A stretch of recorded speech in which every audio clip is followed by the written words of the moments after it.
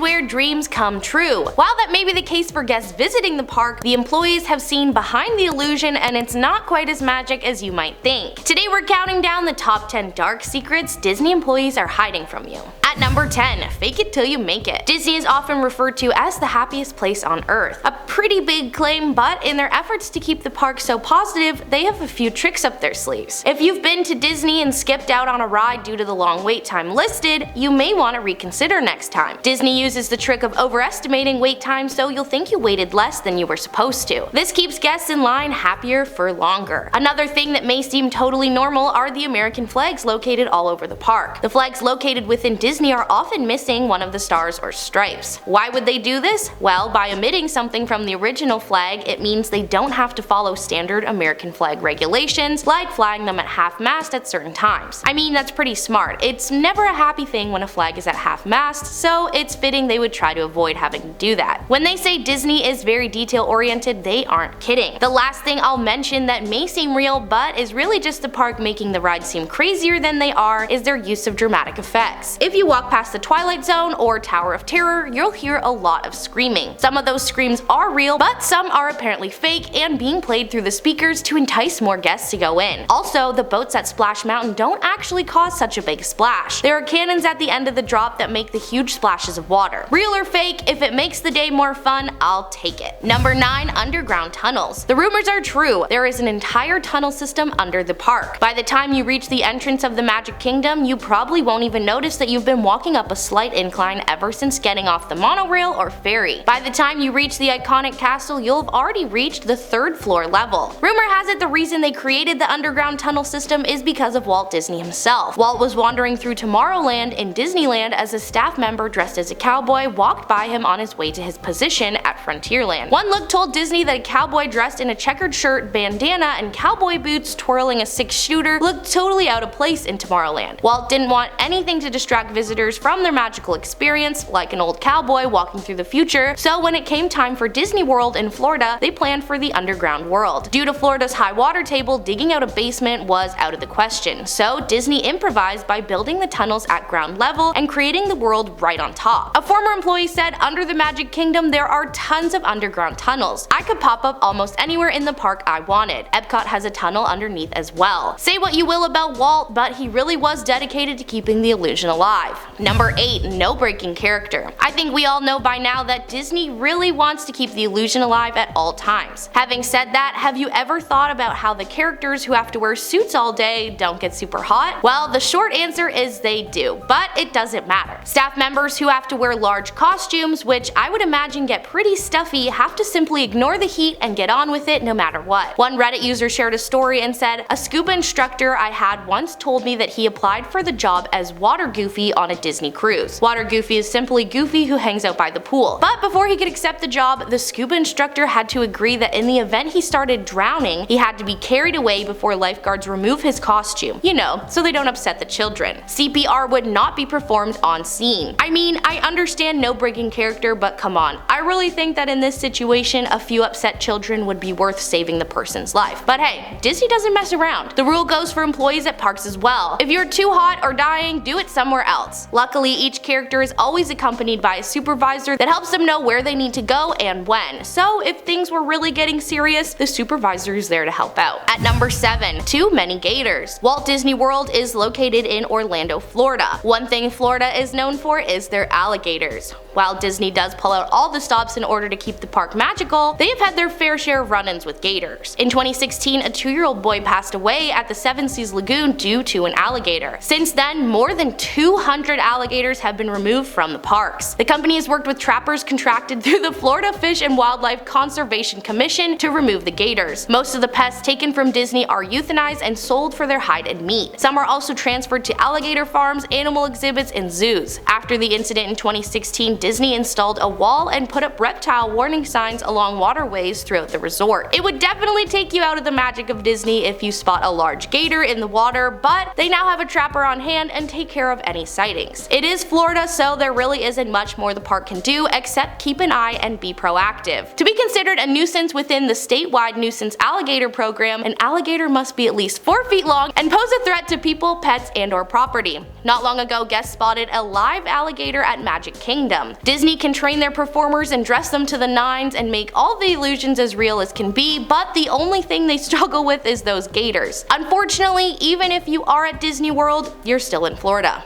Number 6. Strict appearance rules. Dressing as a Disney princess sounds like a pretty good gig, and I think many who have had the job would say that it is. But they may also tell you it's a job that comes with a whole lot of pressure. Working as a Disney princess takes a whole lot more than just throwing on the dress and waving to the guests. All of the performers have to undergo several rounds of auditions, with staff usually having to play multiple characters in the park depending on the staffing. When auditioning, everything is being considered: your height, weight, voice, etc. In order for the character to get their voices just right, the performers will watch Disney movies of their characters and repeat the lines back. For most girls, the character's voice is higher than their real voice, so high that some women will go on vocal rest due to strained vocal cords. One former employee shared that despite participating in Disney's college program, she was never able to play a face character because she was too ethnic looking, despite being Italian. Disney favors light hair and skin people so they can play multiple characters. Another employee shares that many of her colleagues have been disapproved of working as face characters because they've either aged or gained weight. It's not a good job for your self-esteem, it sounds like. Apparently, they bring you in once a month, put you in the costume, and reevaluate you. If you're disapproved due to weight gain, you wouldn't be fired, simply switch to a more covered up character. This has led to employees feeling body shamed or that they need to take unhealthy measures to stay thin. Basically, Disney doesn't play around with continuity. The Cinderella you see in the morning will be the same you see in the afternoon, regardless if it's the same actor or not. At number 5. Painful costumes. Becoming a character from such loved Disney movies and meeting kids that think you're the real deal would definitely be fun. But I think the amount of fun you have as a staff member really depends on which character you are. Former character employees told Mental Floss that they've been basically beaten up by visitors and little kids, but the real wear and tear comes from the fur costumes. Apparently, every character employee starts out as a fur character, and these costumes can weigh as much as 47 pounds. In 2005, the last year this data was available, the heavy suits were blamed for 282 injuries. One former fur character shared that while in costume she was punched, put in a chokehold, and had her shoulder partly dislocated and bruised 3 fingers. This performer eventually went to physical therapy for her shoulder and needed knee surgery thanks to the weight of the costume. That year, character performers across the 4 parks that made up Disney World reported 773 injuries total. 49 of those cited the heavy costume heads as the case of injury. Another performer once had to go on temporary disability leave after a guest picked her up and shook her while she was playing Minnie Mouse, resulting in whiplash from the weight of the mouse head. Of the 773 injuries, 107 were the result of some sort of aggressive behavior, whether intentional or not, from guests. I guess some Disney visitors get a little too into the fantasy and forget there are people inside working those suits. Luckily, they have rules in place of how long a performer can be in costume at a time before needing a break, which is usually no longer than 45 minutes. At number 4. Poorly treated princesses. The princesses in the park are one of the most magical parts of visiting Disney. Decked out with the dress, hair, and accessories, tons of kids and adults are able to make their dreams of meeting their favorite Disney princesses in real life come true. Unfortunately, like with most nice things, there's always someone right there ready to ruin it. Many employees, usually the women characters, say they've experienced inappropriate sexual behavior from park visitors. I know there are unfortunately few jobs that women don't experience this behavior, but the difference with Disney is they can't break character. Reddit user Little Bones wrote, "I was a Tinkerbell performer for Walt Disney World about 3 years ago, and I can't count how many times people would ask me what's under my dress or tried to touch me. I would always shame them to my photo pass attendant, their families, and the people in line by loudly exclaiming, 'You want to know what's under my dress? Well, there's pixie dust, of course,' or 'This man's a pirate, he's trying to reach the pixie dust that I keep under my dress,' and they'd walk away in shame like the creepy a-holes they are. It's pretty scary that they can't do much about the harassment,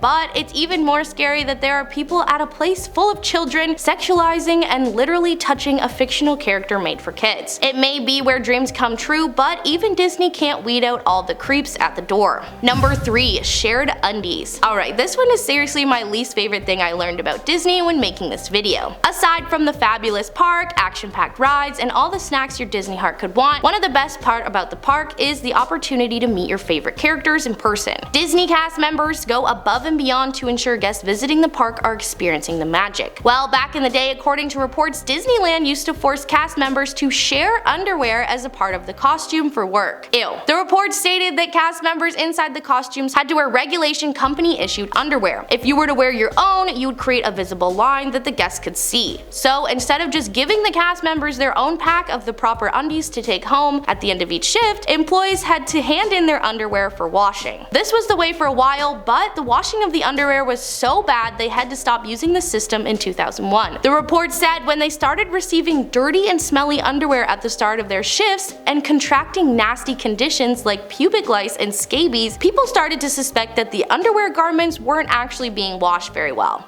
You think? Like, I actually want to gag. Imagine getting ready for work and putting on someone else's dirty undies. And they aren't just dirty undies. They were worn for an entire shift in a heavy costume in the heat, dirty. Disney finally declared that while they still had to wear the uniform underwear, cast members could wash them at home. Number 2. Real bones. One thing I know for certain about Disney is they try super hard to make everything look as real as possible. A place that was no exception was the Pirates of the Caribbean ride located in Adventureland. The park was so committed to making things visually appealing that even fake bones used for the skeletons on the ride were not good enough. That's right, when the Pirates of the Caribbean ride opened at Disneyland in 1967, each and every skeleton on the attraction was made of actual human bones. The ride opened just months after Walt Disney's passing and was the last he personally oversaw. One thing, however, the Imagineers couldn't recreate was skeletons. The technology of the time wasn't sophisticated enough to make skeletons that the company felt met their standard of realism. So as a solution, they decided not to fake it and get the real deal. They went right to UCLA, where they were able to get real human skeletons for the ride. Probably not what the people who donated their remains to UCLA's medical center imagined their bones would be used for, but hey, I guess chilling at Disney in the afterlife wouldn't be too bad. If being around real human remains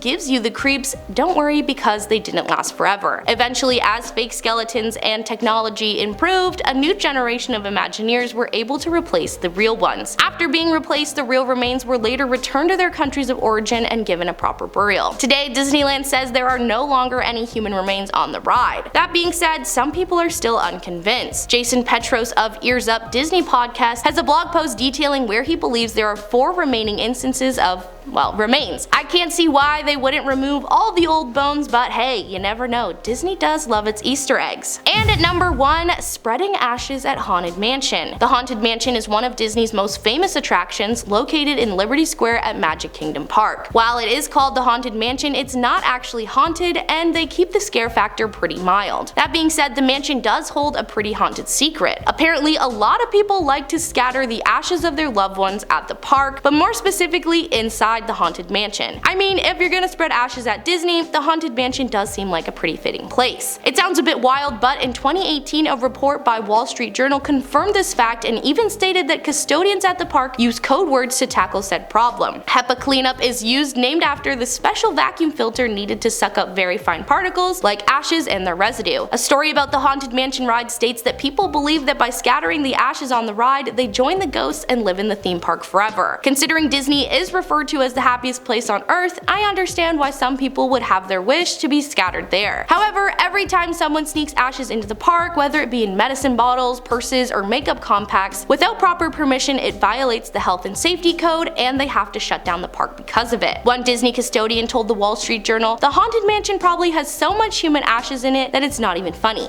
Yikes. The Haunted Mansion may not have been haunted when it first opened, but at this point, it just might be. That was the top 10 dark secrets Disney employees are hiding from you. I have been your host, Maddie, and I will catch you later.